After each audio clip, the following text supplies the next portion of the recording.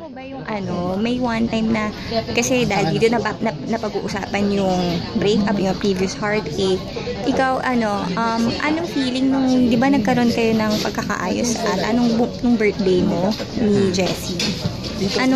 Kumusta yon? Parang kasi meron kang post na sumunod na parang marami nagsabi, ay, parang hindi pala talaga sila nagbate.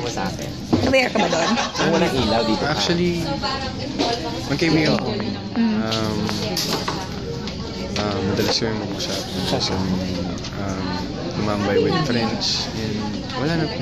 Since then, nung binisita ka niya? Since noon? O bago pa yon? Yun yung first time namin. Second time. Tapos, nasundan na ulit. So, ano yun? So, okay na kayo na as friends. Anong sabi niya? Or anong sabi mo sa kanya nung nagkita ulit kayo? Siyempre, naalala mo ba yung mga before, na mga pinagsamahan? Ako naman. Ano sinabi mo sa kanya? May na sana mas friendship lang ba? O posible ba na mauwi ulit sa love? Ikaw? Siguro, pwedeng hindi, pero... So, open ka? Oo naman. Kasi, siguro noon, maraming complications,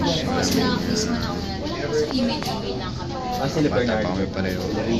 Pero ngayon, hindi naman sa hindi ko alam kung plano, walang ina-assume or siguro mas yun yung naging kulang din sa amin siguro. Naging solid yung friendship. So walang foundation na naging kami agad. So, ayan, siguro dun. So at this point, friendship or nanliligaw ka ba ulit?